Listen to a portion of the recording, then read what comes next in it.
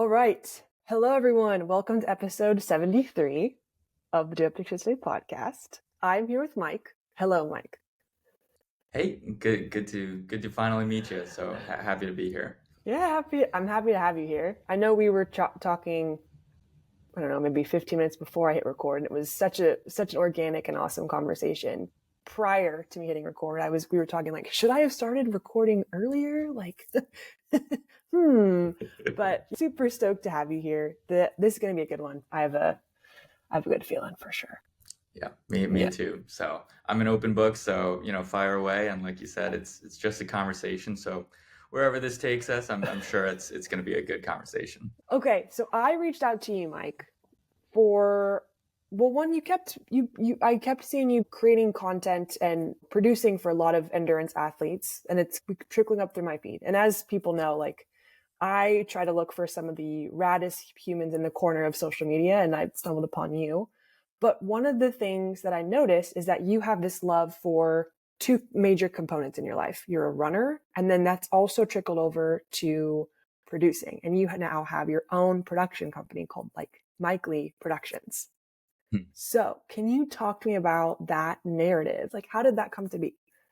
Yeah. Well, so my running journey really just started in, I believe, the sixth grade. And so, Oh, yeah, it's only because I truly think, because I have two older sisters, and and both my parents are working. And so, like, what's the easiest thing? All three kids have to be in the same place at the same time. So, kind of got dragged into running at an early age, and I was like, you know what, this isn't so bad. Other than like the 6 a.m., 5:30 a.m. like wake up calls, but like mhm. you kind of get used to that. So I was a runner first, and then I discovered film, and just like I always loved movies just in general. And then in high school, got latched onto TV and sports broadcasting, and I was like, I really love the meticulous nature of like the post production side, Oh, okay. so like the editing side. And when I tell people that, they're like, why did you like editing first? Like editing is probably the worst part about the process. But I love just how you could make anything, and you could, just kind of create a narrative, just on your computer. But in order to edit more, you have to film said things. So that's how I kind of got the love and kind of the production side under me. But I think there's a lot of crossover in filming and also running. Like both kind of rewards you for staying consistent and just kind of just being a sponge and just kind of soaking up all the knowledge that you can. Yeah. That is interesting that you liked the post production. I used to work for 20th Century on a Hmm. different in a couple years ago, but Yeah. the post production was always like you shoot and you grab your scenes, your shots, and then that's kind of like going to the ingredients, go to the store. And then when you make or post production, that's when you make the meal. That's when you make it. So it's cool, but Yeah. it's tedious as shit. So it's cool to Oh, hear that that's like your passion is post production. yeah, and obviously it's been shifting as the years go on, and but I just love just getting lost in the edit and just like not like losing track of time and just being at your Mm. computer, and you're like 3 hours just went by and I have no idea what happened around me, but all I know is that I'm making a fire video right now, right here. And just I love just delivering that to whoever that video is for, and just seeing their reactions, and just like that's such a rewarding part of production. And I'm truly blessed to be in this like endurance production world, that I'm in. Yeah. Have you noticed that I think as athletes push their boundaries of what they can do, you see a lot of these transcons, and we talked about this earlier, running the length of things. Like you see these documentaries and wanting to capture this like experience. So have you seen the need for cinematography and then the producing and then the creating of that digital asset? Like have you seen that increase as, this endurance space is become more and more insane? Yeah, I would like to think that the growth of the running scene or the endurance scene is because of social media and content creation. And yes, there's good and bad to that, but like truly what we're doing is just like telling stories. Like that's what we're trying to do at the forefront. And you see these transcons, you see all of these things because they have a team behind them, or it's just them and like their phone documenting it. Like I love what Wyatt Moss is doing. Mm-hmm. 50 states, 50 marathons, and he's just bringing all of his followers, through his phone. But yet, like the production side, like it doesn't matter like how good quality it is. It's just it matters about the story, and all Okay. these endurance athletes have such an amazing story when it boils down to it. So the dream on top of the dream would honestly be like to be in their van or like they're part of their team documenting Mm. like an endurance like journey. Yeah, that's such an interesting point you pointed out. Like, yes, it's your job to capture the content, capture the shots, but it also is, you're right, it is so much the story of the runner, why they're there, what they're doing. I never really pictured that, but you're right, that storyline is what you leverage as a tool to deliver the narrative. Yeah, and you see this in movies, not as not as of late, because I think a lot of movies now are like super polished and super, like technically like savvy. But like take Quentin Tarantino for example. Like yes, he's an abstract director, but a lot of times he keeps frames in his movies that aren't technically sound, or like the continuity's off or something. But he keeps it in because it tells a story better than any other cut. And I'm Mm-hmm. like that is a true director, in Yeah. my opinion. Do you have a favorite director? Oh gosh, I mean, it's so basic, but like Christopher Nolan, like he's Okay. pushing boundaries.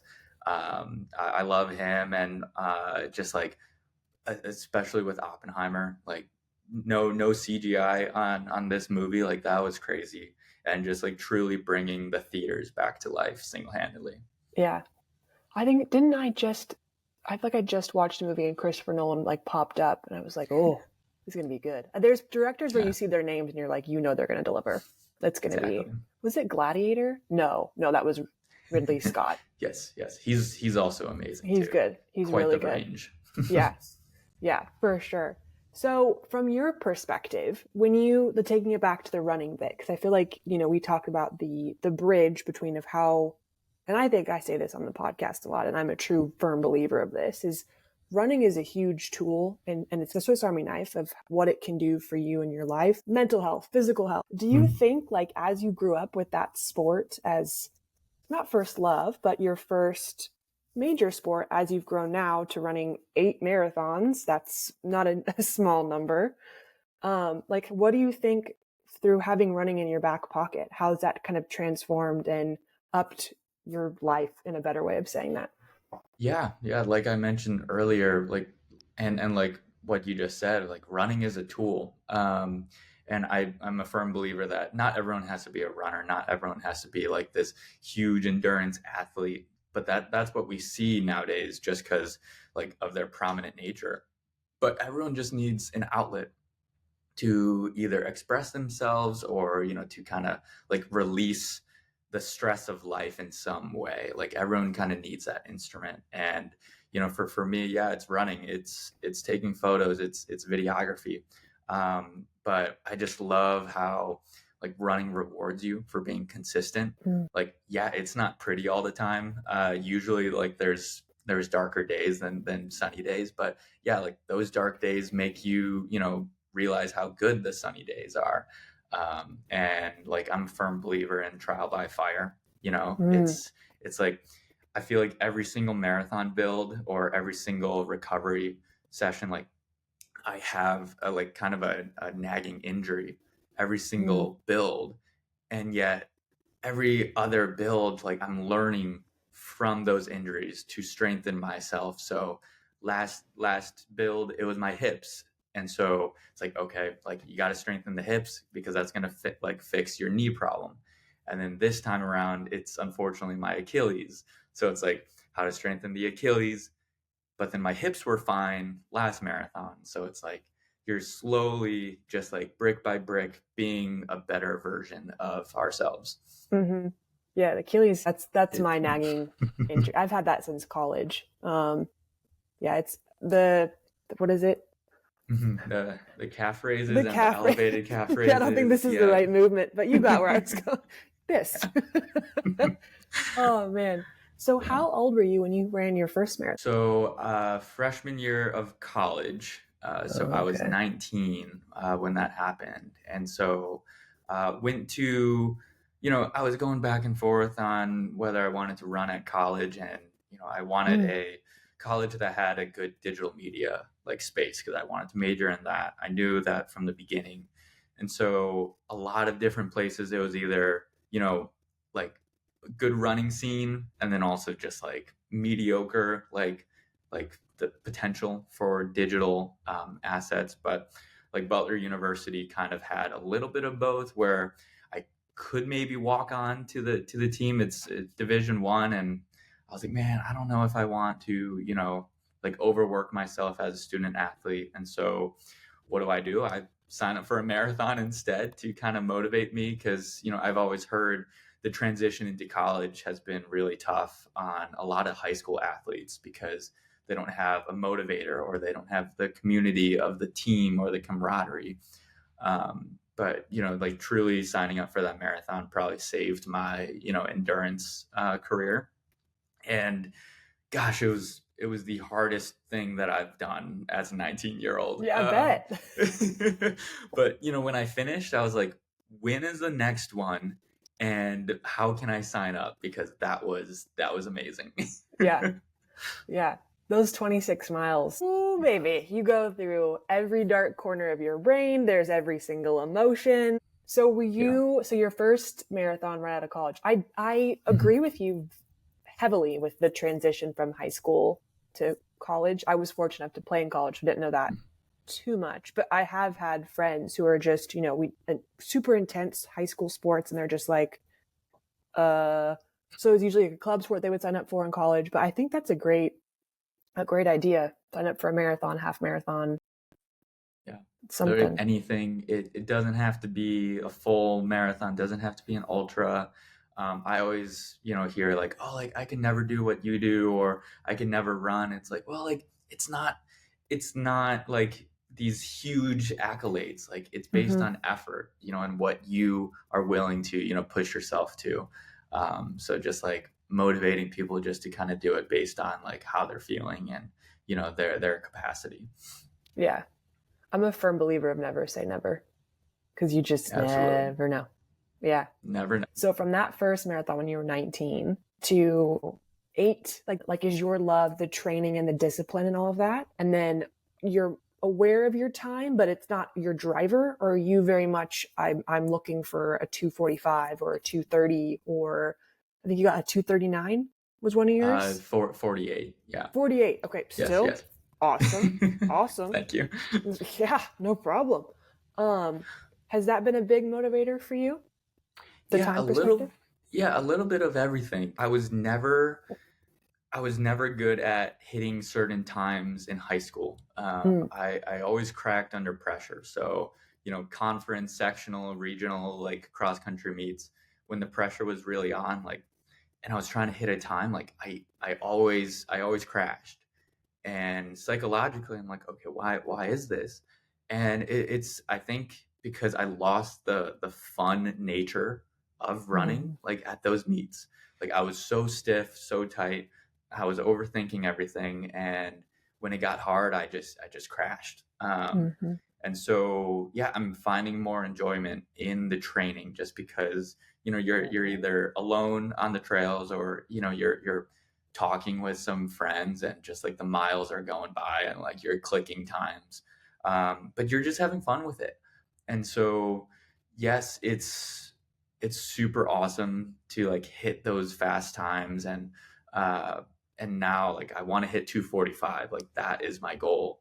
And so yeah, it's like that added pressure of hitting that time. And I was like, oh man, like I gotta remind myself why I'm doing it, and that this mhm. is fun at the forefront, like, right, like we sign up and we pay for these Right. things for fun.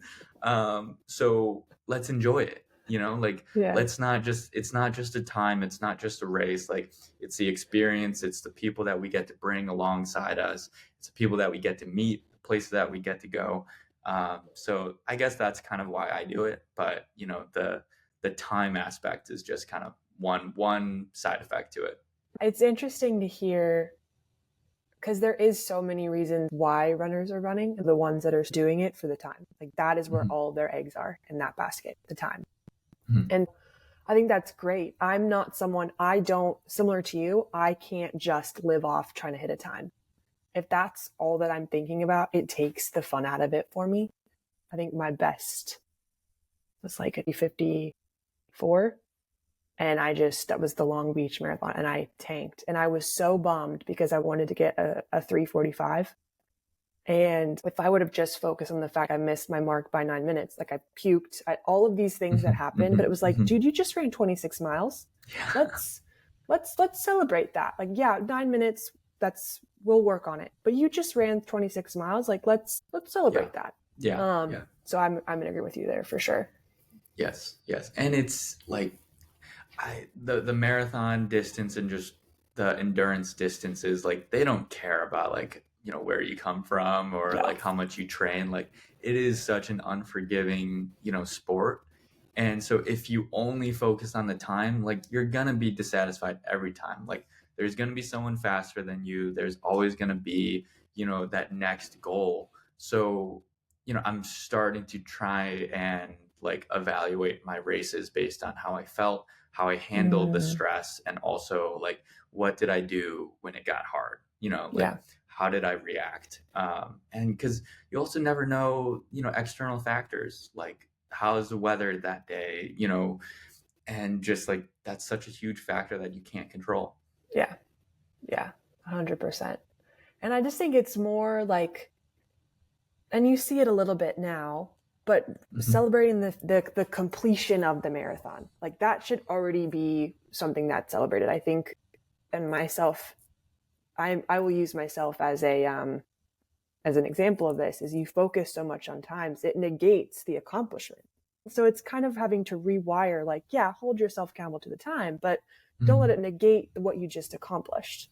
Yeah, Right. Right. Exactly. yeah. So your goal now is 2:45. That's Hmm. awesome. I love Yeah. that for you. Thank you. Is that what you're currently training for? Are you training for that now?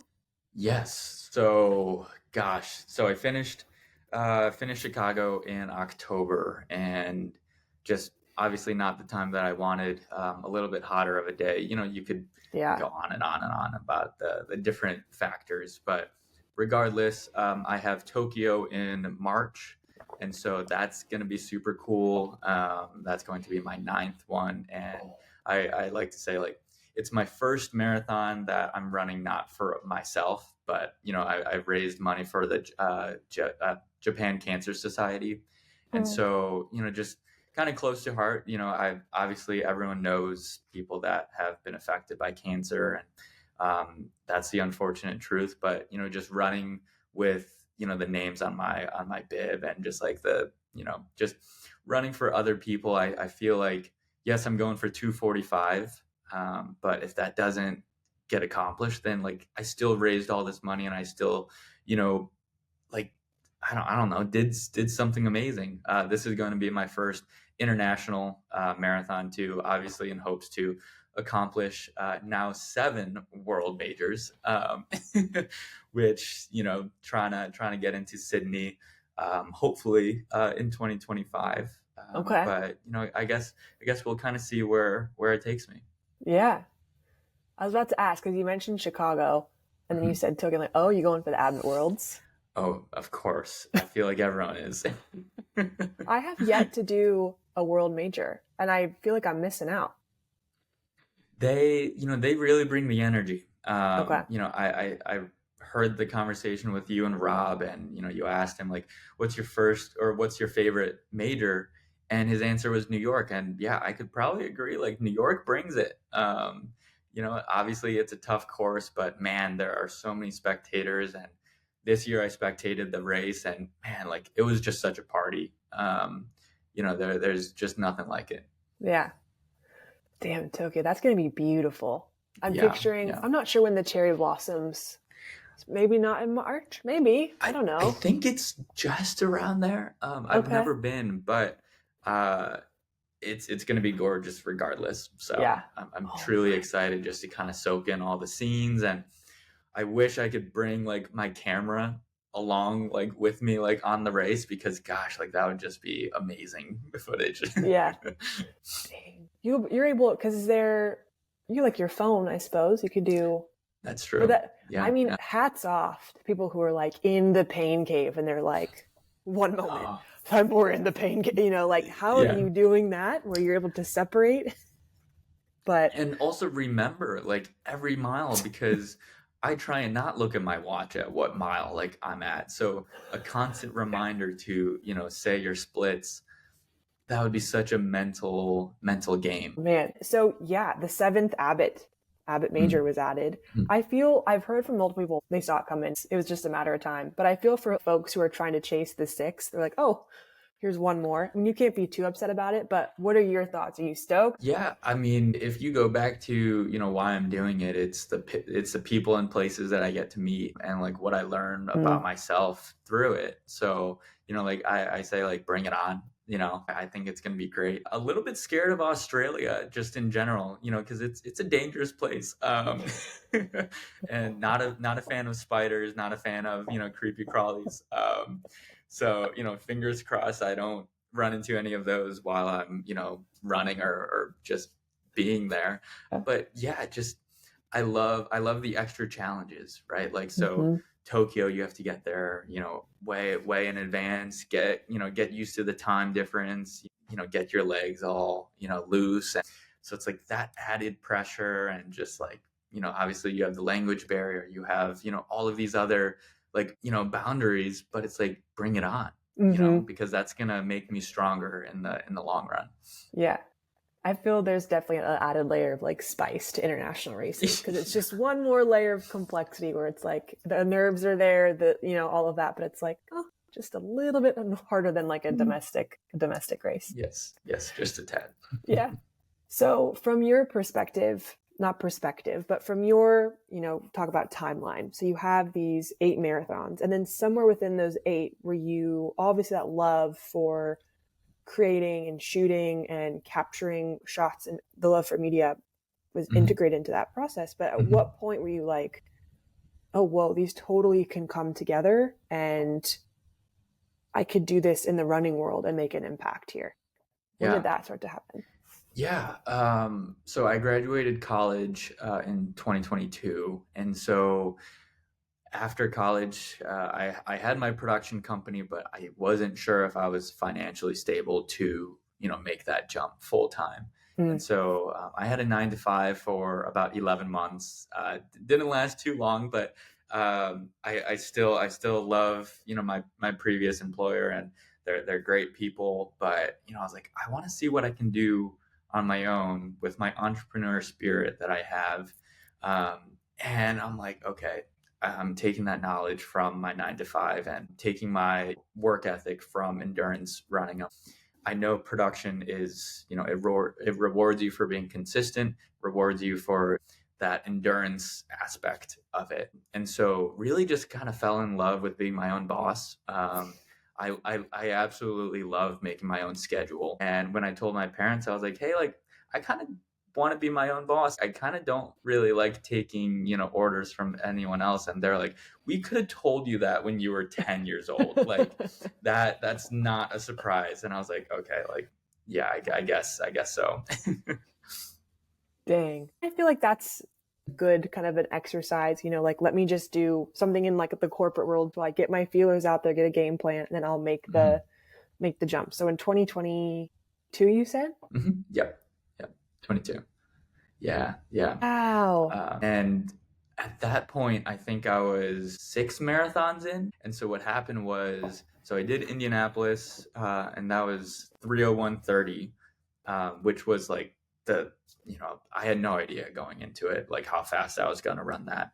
That's great. And then a year, so that qualified me for Chicago. So then I did 251:30, which I was like, okay, like now we're getting somewhere. And then after that, the pandemic hit. And I was like, man, like I just lost all momentum. I qualified for Boston and New York after that. And since Boston and Berlin, or since Boston and New York got affected by the pandemic, it was like that weird Boston was in the fall, but also New York was in November. And so I had the unique opportunity to do Boston in October and then New Oh, okay. York three weeks afterwards. And I was like, cool. Like this is I don't know how people do back to back marathons because that was truly one of the hardest and yet probably dumbest things that I've done. But it was such a fun time. Yeah. And just like the lessons that I learned there were just, you can't replicate that anywhere else. Yeah. And then did Chicago two more times after that. So, but yeah, it's just been Yeah. such a journey and just truly blessed to, do the things that I'm doing now. Yeah. I think it's great as well because you, as someone who's a runner, the runner mind when you're trying to create those shots. Like, like you have an edge, if you Yeah. will, because you've Yeah. been in that position. And you could either ask questions that like will be heavy hitters to like endurance athletes, or yeah, like a lot of companies they want to hire other runners because like they get it, Mm-hmm. they get the weirdness of it. They get all of the knickknacks, all of the kind of like soft skills that only other endurance athletes would know. Mm-hmm. So yeah, I think you put it great. Where I would like to say that I have an extra edge to other filmmakers, and getting really used to filming on a bike or filming on other modes of transportation, whether that's like a city bike or whatever. Just tracking all these runners and just like such a fun experiment. Yeah. So, do you have like a dream project? I have a lot of dream projects, I would That's say. good. That's awesome. Yeah. I think the long form documentary is always like on my list. And so following someone, on the speed project, for example, would be amazing. Or, following someone that's doing a transcontinental, like that would be amazing as well. And also bundling it up in short form content for like the week by week, and then also creating content on the long form side too, and just documenting that journey, documenting all the raw emotions from it. And also like you have to be patient as a storyteller, because not all of the good bits are going to happen immediately, and then they're going to be trickled in. And so it's like, how do you tell their story, and how do you do their story justice through the lens of the camera. And being an endurance athlete myself, that's kind of the extra edge. Obviously, 2028 is the next Olympics. I would love to cover that in some capacity. We're manifesting it here I love right it. now. We're calling it. So hopefully, just kind of building that resume, building that portfolio and network to make these dreams happen. I love it. I like how you use the word manifest. Big manifest person Yeah. myself. That's great. One of my things that's always been such like a holy crap, like that seems so amazing but daunting, is getting all of the footage back from a race or a challenge and trying to put all those shots together to create that narrative, and like you mentioned, to do it justice. Is it just really like you have all of your cameras and you're just loading footage onto a computer and you're like how does that go? Yeah, it's definitely a workflow, and it's definitely Okay. an art form in itself. And yeah, like you'll have hundreds of gigabytes of footage just like at your disposal, and that used to like really stress me out because I was stressed out about all of the different avenues and all of the different ways that the story can go. But at the end of the day, like you just kind of have to get out of your own way. Like you kind of have to Mhm. stop overthinking. And I love like there's an analogy in the writing world. It's like you have to have a shitty first draft. Like you Mm, have to just write it. You have to just put pen on paper. You just have to do it. And then that's where like community walks in, and that's where community really just drives the edit sometimes, where it's like, hey, I need a second eye on this project, or I need a second eye on this edit. What do you think about this? What do you think about this timestamp?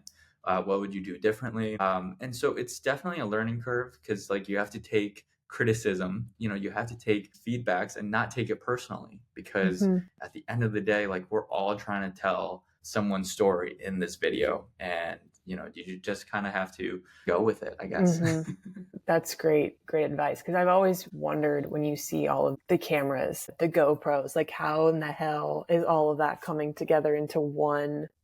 But yeah, I can definitely see that is don't look at like the final draft, look at just getting it all together and, just owning the first draft and knowing that like you're going to improve it as you go. If I'm doing my math right, if you launched like Mike Lee Productions and it was your solo form of income, Mhm, you've mhm, been in the business owner space full time for mhm. 2 years. Yes, yes, Woohoo! yes. It's amazing. For someone who's been in like the business owner space in the last two, like not the last two, but full time in the last 2 years, what are some things that you've learned? Gosh, there are so many. I feel like that's another podcast in itself. Whether that's like taxes and accounting and budgeting, Mm-hmm. and like you have the nitty gritty details of business, and that's just, I guess, top of mind for me, just to kind of, as Q4 is wrapping up, and it's like, okay, you got to get all your ducks in a row. You have to be in the good graces of the IRS and banks and everything. But then at the same time, like you have the creative side, and like that is what fuels me. So how can I spend more time in the creative field and doing the things that I love? Um, and so I guess like just learning like how to work as a team too, Mm, because I once thought it's like, okay, I could do everything, which I'm still a firm believer in. I could do everything, but at what level and how much stress are you going to put on yourself? And I love just the community that I have right now here in Indianapolis, and I could rely on other creators to do projects with me, and that alleviates stress on my plate. And truly creating something together is something really cool, even though like we're all in it for ourselves, or like we're all freelancers, like banding all together and creating something. And it's just so much easier than just doing it by yourself. yeah. Would you say that as someone who's an entrepreneur, business owner, you have to be Mhm. okay with making mistakes? Like it's just, Yes, yes. I yeah. mean, you got to fail hard sometimes. Like that's that's so true. And yeah, I mean, if you never fail, like you don't know, you don't know what you don't know. Mm-hmm. And so you got to try all these different avenues, and you got to kind of like dial everything in, and you got to make mistakes, but you know you have to kind of learn from that, and that's both in the endurance side and also like in the business world. Mm-hmm. Do you remember what your first ever project was?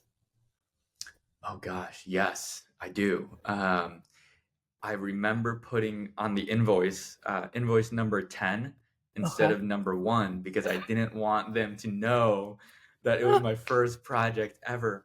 Um, and gosh, like they're great people, and I still work with them to this day, and which is amazing.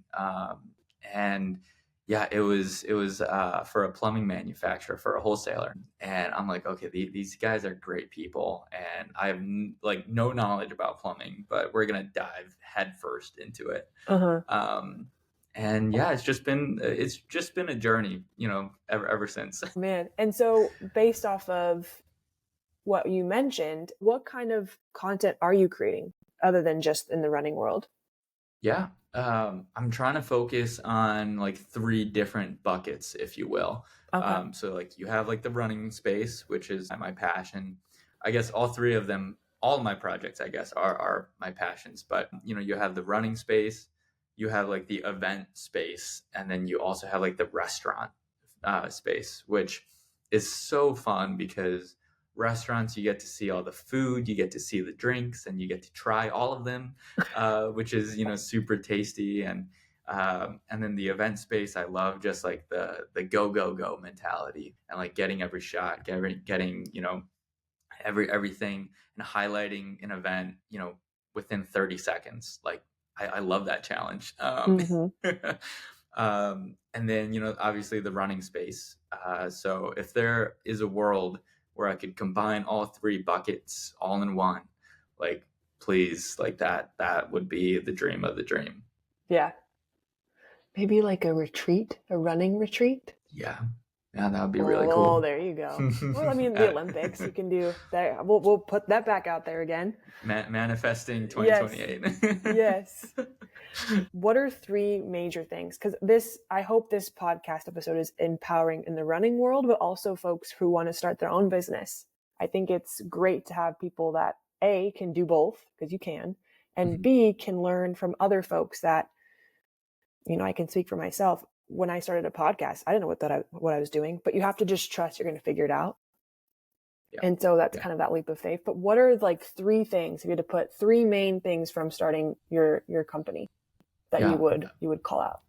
Yeah. I would say like the first piece of advice, I think I heard it first from Jeff Cunningham, and Mm. an endurance coach, Bat City coach as well out in Texas. But like, be the curious amateur, be a sponge, just like soak in as much knowledge as possible, and also have the humility, because you're an amateur. Like, the word amateur, like the root of it is like for the love of said thing, and just like soak it all in, because gosh, we have one life, and just like meet so many people, like learn their stories, and don't really focus on the money. I would say like that's the second part, where it's like if you tell good stories and if you work with good people, the money will eventually come. It's like working with bad people with money is not worth it. Mm. Like, we've all been there, where it's like, man, this project is awful, but like it pays really well, and it just leads to emotional burnout. Mm. And I was interviewing an author one day, and he was like, how do you deal with burnout? And he was like, stop doing the thing that burns you out. And I'm like, I never thought about it, because it's so simple. It's so simple, and yet it's like, oh, I should just not be doing the things that burn me out. I should Mm-hmm. just find the things that fuel me. um, and then I would say like the third piece of advice is just find community, Mm. find people that are doing what you want to be doing, and have authentic conversations with them. It's like, don't just get to know them just for a gig, or for the money, or but like, just be genuinely curious on like who they are and why they do what they do, Mm-hmm. because you're going to grow so much more with community. And like, it's so lonely, like, because if you succeed and there's no one else with you, like, what's the point of Right. of your success? You have no one Mm-hmm. to share it with. Right. So just really trying to hammer that home in 2025. Yeah. I do also, I agree with those 100%.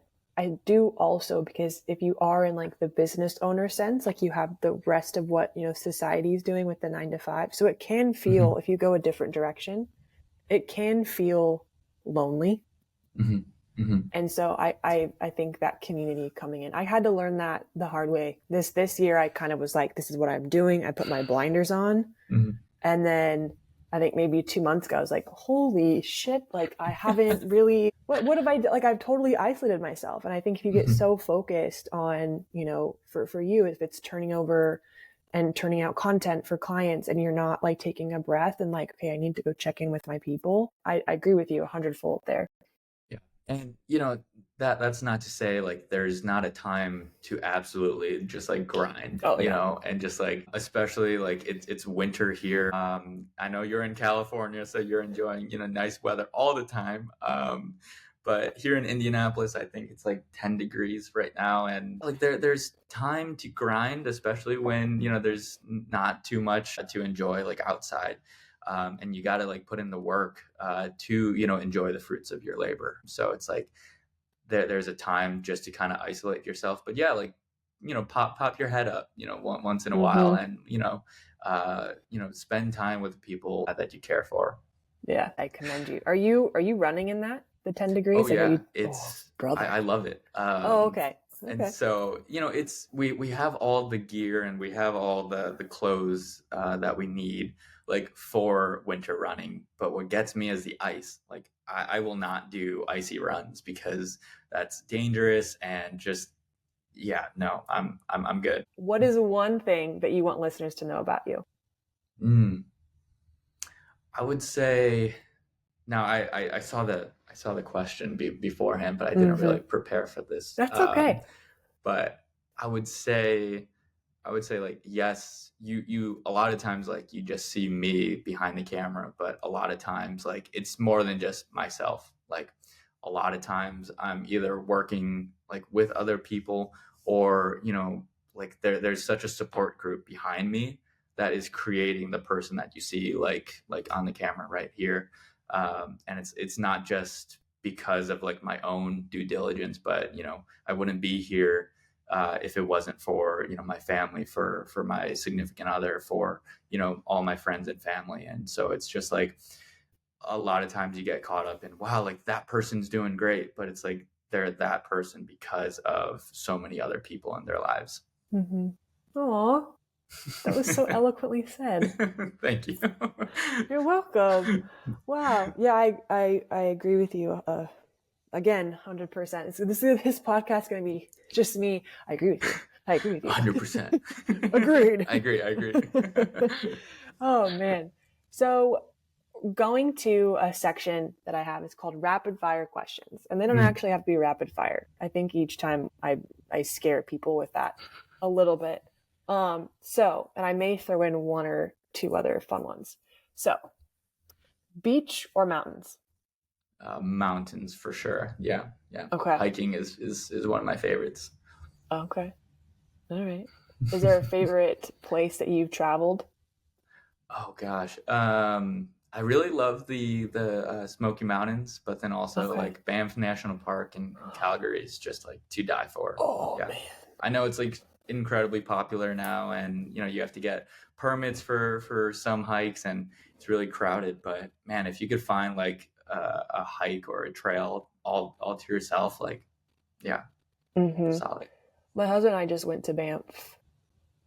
I think was it right at the weekend, 2 weekends after we finished an ultra. Because I was like, I need to do something where I'm not by myself in the mountains. So we ended up going to a place where it's like more mountains, but it was fine. Like whatever, it was beautiful. You can't compare the California mountains in like Mhm, Banff.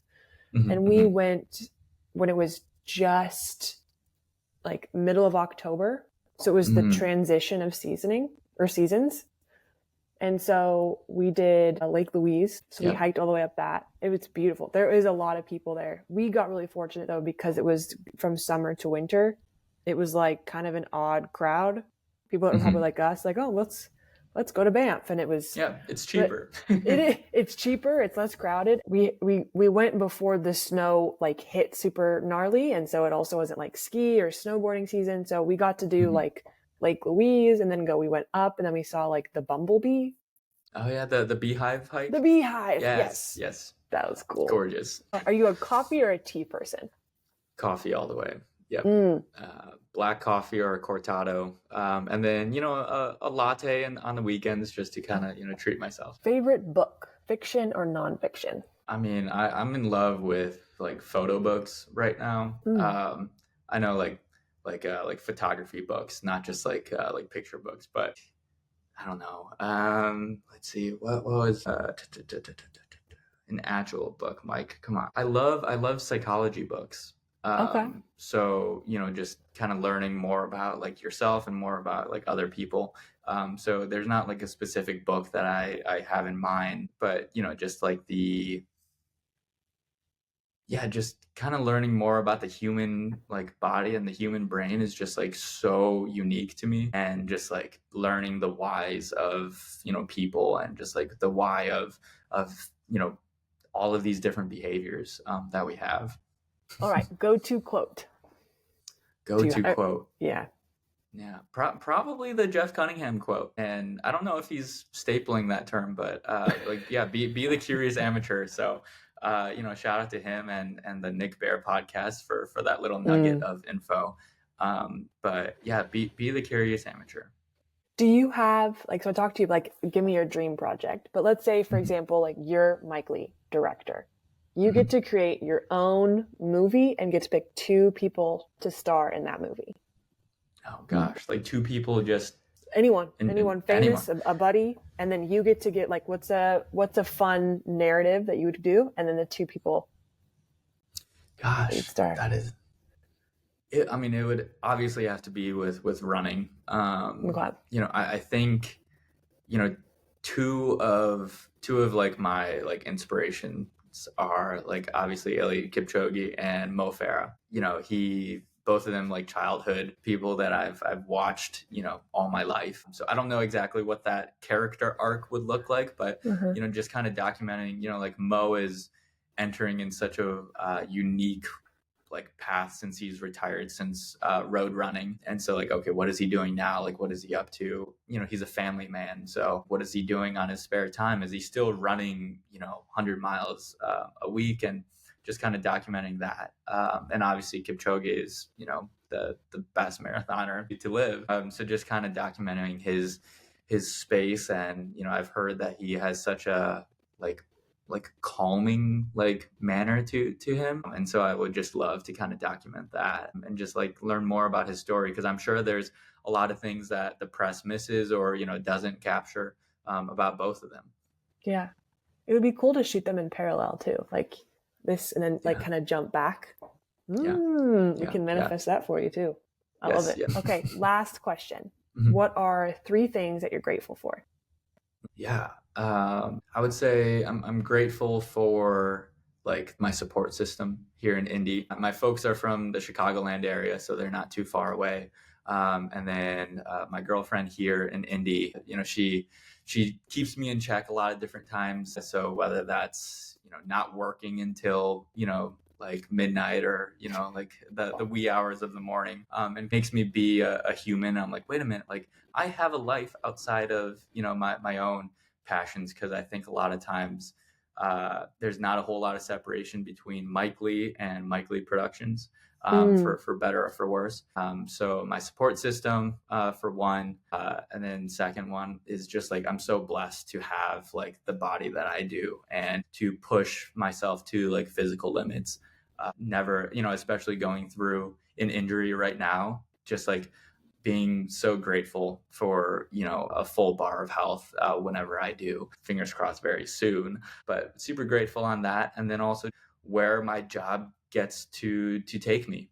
Um, it's such a unique field where like running can take you places and meet people that you never thought that you'd be able to. And same thing with video and photo, to capture stories and to meet people that you never thought that you'd be able to meet because of the talents that God has given me. So long-winded three answers, but those are my three.